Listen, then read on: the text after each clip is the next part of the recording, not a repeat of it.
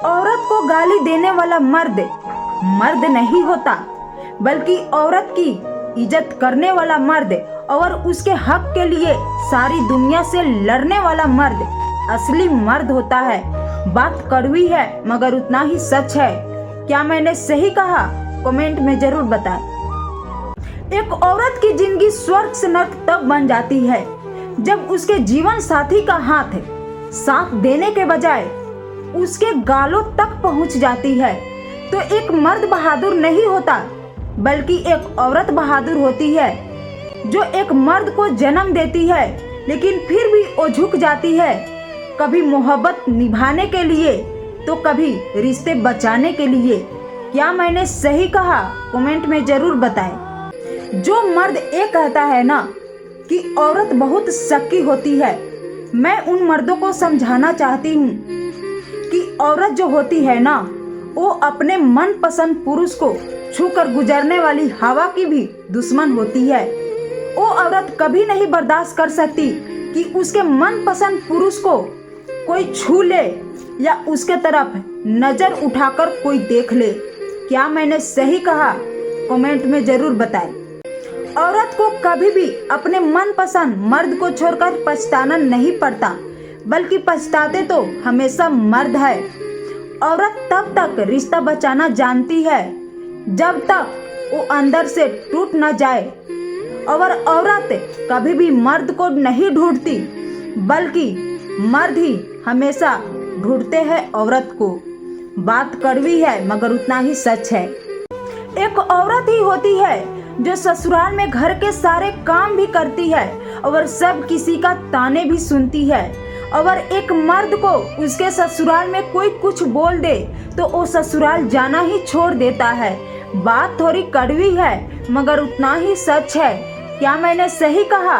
Comment में जरूर बताएं। एक लड़की कितना भी समझदार क्यों ना हो, पर वो अपनी मोहब्बत को अपना जिस्म जरूर दे देती है, और वह नहीं जान पाती है कि वो लड़का एक दिन हमें धोखा देकर चला जाएगा। इसलिए मैं लड़कियों से एक बात कहना चाहती हूँ कि जिस मोहब्बत में शादी से पहले जिस्म देने की हो, उस मोहब्बत से दूर हो जाना ही अच्छा होता है। क्या मैंने सही कहा? कमेंट में जरूर बताएं। सासू माँ और माँ में बहुत बड़ा फर्क होता है। हर लड़की यही सोचती है कि मैं भी अपने ससुराल जाकर सासू माँ को माँ मान लूं, लेकिन इसलिए नहीं मान पाती है कि दोनों के विचारों में बहुत बड़ा फर्क होता है। अपनी माँ यही सोचती है कि हमारी बेटी को ससुराल में जाकर वो सब कुछ न सहन करना पड़े जो मैंने अपने ससुराल में सहन किया है, और सासू माँ हमेशा यही चाहती है कि जो कुछ मैंने सहन किया है वही मेरी बहू सहन करे। यही होता है माँ और सासू माँ में बड़ा फर्क। क्या मैंने सही कहा? कमेंट में जरूर बताएं। पति बुढ़ापे में पत्नी का साथ देते हैं, अगर जवानी में इग्नोर करने लगे तो बुढ़ापे में साथ देने का क्या फायदा। जवानी गुजर गई तो किसी न किसी तरह से बुढ़ापे भी गुजर ही जाएगी। इसीलिए अपने पत्नी का साथ हमेशा ही देना चाहिए, ना कि सिर्फ बुढ़ापे में देना चाहिए। क्या मैंने सही कहा? कमेंट में जरूर बताएं। मंगलसूत्र के 5 नियम होते हैं। पहला, मंगलसूत्र हमेशा अपने गले में सोने का ही पहने, चाहे वो छोटा हो या बड़ा, उसे कोई फर्क नहीं पड़ता। दूसरा, मंगलसूत्र में काले मोती का होना बहुत जरूरी है, क्योंकि कहते हैं ना, काले मोती जो होता है हमारी सुहाग को बुरी नजर से बचाता है। तीसरा, शादी के बाद कभी भी मंगलसूत्र को अपने गले से ना उतारे। अगर कभी आपका आर्टिफिशियल पहनने का मन हो तो इसे रखकर आप पहन सकती है। चौथा, मंगलसूत्र का कसम कभी भी ना खाए। पांचवा, अपना मंगलसूत्र कभी भी किसी दूसरे को पहनने के लिए ना दे, क्योंकि यह बहुत अशुभ माना जाता है। क्या मैंने सही कहा? कमेंट में जरूर बताएं।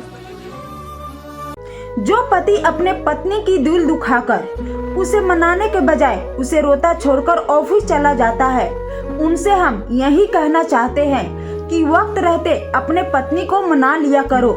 अगर किसी दिन किसी और मर्द ने उसे मना लिया तो उस दिन के बाद कहीं मुंह दिखाने के लायक नहीं बचोगे।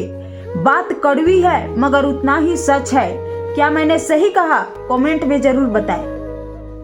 औरत मर्द में सिर्फ मोहब्बत ही नहीं तराशती, वो तराशती है एक पिता जो उसके गलती होने के बाद भी उसे उतना ही प्यार दे। वो तराशती है एक भाई जो उसके मुश्किलों में हमेशा उसके साथ खड़ा रहे।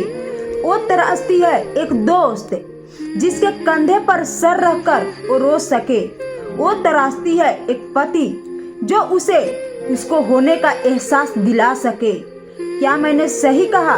कमेंट में जरूर बताएं। पति पत्नी के झगड़े का कारण घर वाले ही होते हैं।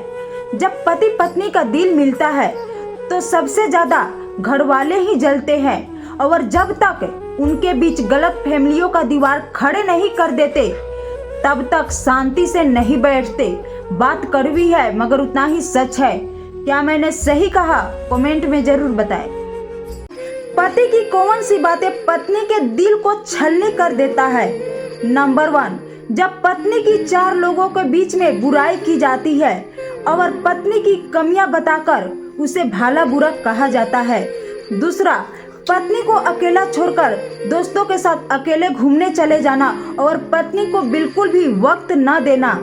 तीसरा, पत्नी की बनाए हुए खाने की बुराई करना और दूसरे की पत्नी की उसके सामने तारीफ करना। मेरी बातें सही लगी हो तो कमेंट में जरूर बताएं। जो आदमी पत्नी की नहीं सुनता है बल्कि दूसरे के कहने पर चलता है, वो आदमी ना तो घर का होता है और ना ही घाट का रहता है। बात थोड़ी कड़वी है मगर उतना ही सच है। क्या मैंने सही कहा? कमेंट में जरूर बताएं। जिस घर में औरत की आंखों में आंसू होता है उस घर में मर्द की जेब हमेशा ही खाली रहता है। बात थोड़ी कड़वी है मगर उतना ही सच है। क्या मैंने सही कहा? कमेंट में जरूर बताएं। औरत को कभी भी अपने मनपसंद मर्द को छोड़कर पछताना नहीं पड़ता, बल्कि पछताते तो हमेशा मर्द है। औरत तब तक रिश्ता बचाना जानती है जब तक वो अंदर से टूट न जाए, और औरत कभी भी मर्द को नहीं ढूंढती बल्कि मर्द ही हमेशा ढूंढते हैं औरत को। बात कड़वी है मगर उतना ही सच है।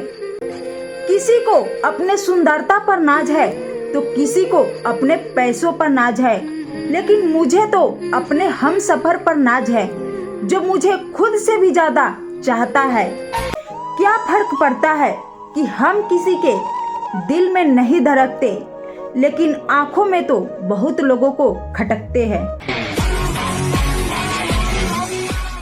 जब पति साथ नहीं देता है तो परिवार का हर छोटा बड़ा सदस्य पत्नी को दबाने की कोशिश करता है। पत्नी पति के साथ के बिना सिर्फ एक नौकरानी बनकर रह जाती है, क्योंकि पति ना तो उसके हक का बात करता है और ना ही उसे करने देता है। फिर वो पत्नी धीरे धीरे टूट जाती है। बात कड़वी है मगर उतना ही सच है। क्या मैंने सही कहा? कमेंट में जरूर बताएं।